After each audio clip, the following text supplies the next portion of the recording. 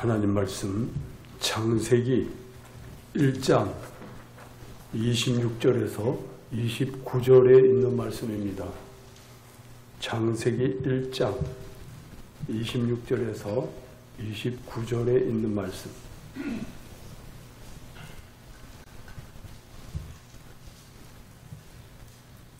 합독하시겠습니다. 하나님이 이르시되 우리 형상을 따라 우리 모양대로 우리가 사람을 만들고 그들로 바다의 물고기와 하늘의 새와 가축과 온 땅과 땅에 기는 모든 것을 다스리게 하자 하시고, 하나님이 자기 형상 곧 하나님의 형상대로 사람을 창조하시되 남자와 여자를 창조하시고, 하나님이 그들에게 복을 주시며 하나님이 그들에게 이르시되 생육하고 번성하여 땅에 충만하라. 땅을 정복하라. 바다의 물고기와 하늘의 새와 땅에 움직이는 모든 생물을 다스리라 하시니라. 하나님이 이르시되 내가 온 지면에 씨 맺는 모든 채소와 씨 가진 열매 맺는 모든 나무를 너희에게 주노니 너희의 먹을거리가 되리라. 아멘. 우리 5월은 한국 사회가 정한 가정의 달인데, 1일은 근로자의 날, 5일은 어린이날, 8일은 어버이날, 15일은 스승의 날이면서 성년의 날, 21일은 부부의 날. 이 둘이 하나가 된다 해서 21일을 부부의 날로 정했죠. 이 가정에 대한 절기 등으로 꽉 차 있습니다. 특히 오늘은 우리 한국 사회가 정한 부부의 날이죠. 그러면서 동시에 오늘 부부주일입니다. 하나님께서는 사람을 창조하실 때에 남녀로 창조를 하셨습니다. 그리고 그들에게 복을 주시면서 가정을 이루게 하셨습니다. 그래서 오늘은 본문을 중심으로 해서 부부 공동체의 은혜라고 하는 지하에서 말씀의 은혜를 나누기를 원합니다. 오늘 본문 26절 상반절을 다시 봅니다. 하나님이 이르시되 우리의 형상을 따라 우리의 모양대로 우리가 사람을 만들고, 하나님께서 하나님 형상대로 우리를 지으셨다 그렇게 말씀합니다. 그런데 더 중요한 것은 여기서 하나님이 스스로 우리라는 복속 개념을 쓰고 계신다는 겁니다. 우리의 형상, 우리의 모양, 우리가 만들고, 그렇게 말씀을 해요. 여기 이 우리라고 하는 이 단어는 1인칭 복수 공성이에요. 남성과 여성을 가리지 않고 사용하는 그런 단어입니다. 그런데 더 놀라운 것은 이 우리의 형상 했을 때 형상은 남성 단수예요. 또 여기 우리의 모양 그랬는데 그 모양은 여성 단수예요. 이게 무엇을 이야기하냐면, 하나님은 복수적 속성을 가지고 있지만 동시에 남성, 여성을 동시에 다 가지고 계신다. 그런 말이에요. 이런 말들은 잘 하지 않는데 원어가 그렇게 정확하게 지금 말씀하고 있어요. 우리는 하나님께서 당신의 모양대로, 당신의 형상대로 그렇게 지으셨다는 것, 남자와 여자로 지으신 것은 하나님의 속성이 그런 거예요. 그래서 하나님은 구약 성경에 보면 엘로힘이라는 단어를 씁니다. 이 엘로힘이라는 단어는 복수형 단수예요. 복수형 단수. 이를 가르쳐서 존엄복수라고 말을 합니다. 이제 율신, 하나님께 쓰이는 단어예요. 율신 하나님께, 엘로힘. 또 하나 복수형 단수가 있는데 마임, 물. 그 물은 복수적인 성격을 갖고 있으면서도 그냥 한 덩어리죠. 모이면 한 덩어리가 딱 돼버리는 거예요. 물, 하나님, 엘로힘 두 단어가 복수적이면서 단수로 쓰여지는.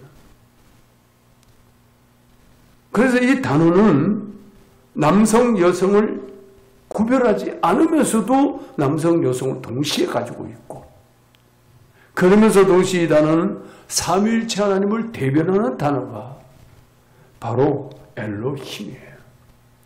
소위 공동체라고 하는 것은 둘 이상의 객체가 모여가지고 하나를 이루는 걸 공동체라고 그래요. 삼위가 모여서 한 분을 이루셨는데 그분이 바로 엘로힘, 삼위일체란 말이죠. 그래서 하나님은 하나님의 형상인 남성과 여성의 속성을 따라서 사람을 만드셨어요. 우리 창세기 1장 27절 말씀, 우리 본문입니다. 다시 한번 읽습니다. 하나님이 자기 형상, 곧 하나님의 형상대로 사람을 창조하시되 남자와 여자를 창조하시고, 하나님께서 사람을 지으실 때에 처음부터 성적인 존재로 창조하셨음을 보여줍니다. 하나님의 형상을 지닌 사람에게 남성과 여성의 성을 넣어주신 거예요. 이렇게 남성과 여성으로 지으신 사람을 결혼이라는 제도를 통해서 한 몸이 되게 하셨어요. 아담과 하와는 결혼식을 따로 하지 않았어요. 왜냐하면 하나님이 본래 그렇게 만들었기 때문에. 그러나 그 이후부터는 결혼이라는 제도를 통해서 한 몸이 되게 하는 거예요. 우리 마태복음 19장 6절 말씀 같이 읽습니다. 그런즉 이제 둘이 아니요 한 몸이니 그러므로 하나님이 짝지어 주신 것을 사람이 나누지 못할지니라. 이혼 함부로 하면 안 되는 거죠. 사람이 나누지 못한다. 하나님이 짝지어 주신 것 사람이 나누지 못한다. 이것이 부부의 신비한 은혜예요. 그래서 부부는 반드시 남자의 성과 여자의 성으로 결합되어야 돼요. 그것이 부부예요. 그래서 부모 자녀의 관계가 이루어지고 가정을 이룰 수 있는 조건이 생기는 것입니다.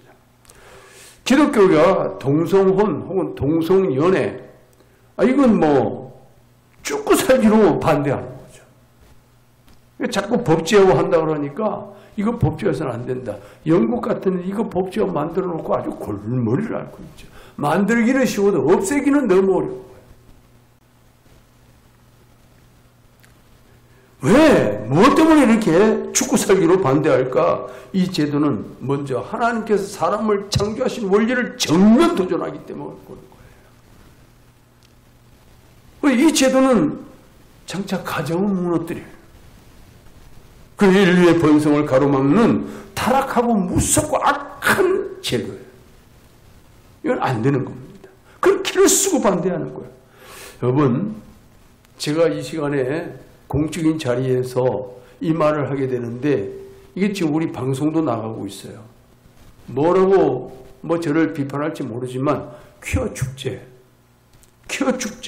이건 타락한 성적 문화를 여실히 보여주는 행사예요. 나 욕을 해도 좋고 비난을 해도 좋고. 그래서 7월 1일 CTS 방송에서 청소년 집회를 서울시에 신고를 하고 허락을 받았더라고요. 근데 같은 날 퀴어 축제도 하겠다고 신고가 들어왔다. 그래가지고 서울시에서 일정 조율을 하면서 서로 다른 날을 하기를 바라는데 두 단체가 꼭 그날 해야 된다고 고집을 부린다. 그러니까 서울시 조례에 의하면 청소년이나 어린이 행사를 우선적으로 한다. 그 조례에 의해 가지고 퀴어 축제를 빠꾸시켜버린 거야. 그러니까 퀴어 축제 주관하는 위원회에서 그냥 반발 일으키면서 서울시가 허락하든지 말든지 우리는 한다. 지금 그러고 있다는 거야. 국가가 이런 사람들을 계도하고 치료하는 일에 힘써야 마땅한데, 근데 오히려 법제화를 해서 더 부추기는 이런 결과를 가져온다면 이 대한민국의 장래가 어떻게 되겠느냐 그 말이야. 성소수자 인권 보호라는 미명으로 이런 제도를 법적으로 보호하려고 하는 것은 타락한 문화를 부추기는 거야. 동성연애는 법적으로 무슨 처벌을 한다든지 보호를 해야 된다든지 그런 대상이 아니에요. 이건 인권차별도 아니고 격리해야 될 대상도 아니고 무슨 뭐 전염병도 아니고 인권과는 아무런 관계도 없는 거예요. 치료해야 될 성적 질병 중 하나. 암 환자나 치매 환자나 다 치료받을 대상이듯이 동성연애자도 마찬가지예요. 부추겨서는 안 되는 겁니다. 치료받아야 될 대상인 거예요. 두 번째는 번성하는 은혜를 주셨어요. 본문 28절 말씀 같이 봅니다. 읽습니다. 하나님이 그들에게 복을 주시며 하나님이 그들에게 이르시되 생육하고 번성하여 그랬어요. 이 생육하고 번성하는 말은 열매를 많이 맺어라 그리고 번성하라 그런 말이에요. 우리 창세기 9장 1절 한번 보시겠습니다. 읽습니다. 하나님이 노아와 그 아들들에게 복을 주시며 그들에게 이르시되 생육하고 번성하여 땅에 충만하라. 여기 복을 주시며 하는 말은 무릎을 꿇는다는 의미도 있고 복을 준다는 의미도 있고 축복한다는 의미도 있어요. 하나님께서 복을 주시는 거예요. 하나님의 자녀들은 하나님 앞에 이 복을 구하기 위해서 무릎을 꿇어야 되고 하나님은 복을 주십니다. 목회자는 이를 축복합니다. 강조 능동했습니다. 하나님께서 노아와 그의 세 아들에게 복을 확실하게 주셨다고 말씀하고 있어요. 그것도 즉시 주시고 계속해서 주신다. 여기 생육하고 하는 말은 명령이에요. 너희들이 결실하고 다산하라. 하나님이 명령하셨어요. 하나님을 경외하는 사람을 그만큼 결실에 놓으라는 거예요. 현재 능동 명령이에요. 내일 모레 미룰 수 있는 사안이 아니고 지금 바로 이 순간에도 너희들은 하나님을 경외하는 사람을 많이 낳고 결실해 놓으라. 이 전도의 중요성을 보여주시는 말씀이죠. 네, 번성하여 너희들은 증가하라. 더하게 하라. 그 결신된 자녀들에게 하나님을 알아가는 지식을 증가시켜 놓으라는 것이죠. 너희는 현재 구속사 아는 지혜와 지식을 증가시키라는 말씀이에요. 육신적으로도 많은 생명을 태동시켜야 되고 영적으로도 풍성한 은혜가 넘쳐나도록 하라. 이것을 아담과 하와에게 명령하셨어요. 아담과 하와는 그렇게 해야만 되는 것입니다. 그리고 말씀합니다. 땅에 충만하라. 이 이야기가 뭐예요? 너희들은 이 지구상에 하나님의 자녀들로 가득히 채우라. 가득히 채우라. 하나님을 경외하는 하나님의 사람들이 점점 이 지구상에서 늘어나도록 점점 가득히 치도록 하라. 하나님께서 창조하신 남자와 여자에게 명령하신 것입니다. 부부의 본분을 강조하는 거예요. 인류가 시작된 에덴 동산에서 강조한 것과 동일한 말씀을 지금 주고 계십니다. 에덴 동산은 지금 다 가로막혔지만 노아와 그의 아들들에게 여전히 하시는 말씀입니다. 부부의 본분을 강조합니다. 인류가 시작된 에덴 동산에서 강조한 것과 동일한 말씀. 부부의 역할은 조금도 변하지 않았어요. 부부의 역할을 다하는 곳에 주님이 거하시는 가정이 이루어진다는 것입니다. 부부는 하나님께서 인간을 창조하신 본래의 모습이고 축복이에요.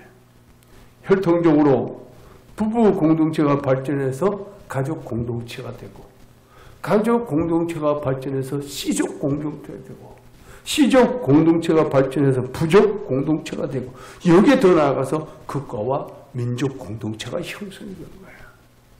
그러니까 부부가 건강해야 가족이 건강하고 가족이 건강해야 그 시족이 건강하고 시족이 건강해야 부족이 건강해야 나라가 건강하다. 그런 말이에요. 한 걸음 더 나아가서 이 땅에 사는 모든 그리스도인은 그리스도의 신부예요. 그리스도 안에서 짝지어 주신 부부 공동체가 가족 공동체로 발전하는데 이것이 바로 교회 공동체. 우리 주님께서 직접 세우신 두 기관은 부부 공동체 그리고 교회 공동체. 주님이 남자와 여자를 하나의 공동체로 묶어주시고 그것을 통해서 가족을 형성하게 하듯이 그리스도와 교회는 신랑과 신부의 관계를 갖고 있어요. 그리스도와 교회를 통해서 하나님의 나라가 이루어져 가기를. 이것이 바로 부부 공동체의 은혜이자 신비 그 자체예요. 성도들은 그리스도의 신부로서 하나님의 자녀를 많이 생산해야 됩니다. 하나님을 알아가는 지식을 날로 더하게 해야 되는 것입니다. 오늘 우리는 하나님의 자녀로서 부부의 대의를 지키며 부부 공동체에 주시는 은혜를 누리면서 동시에 교회 공동체와 하나님의 나라를 견고히 세워가는 주인공들이 되어지기를 예수님의 이름으로 축복합니다.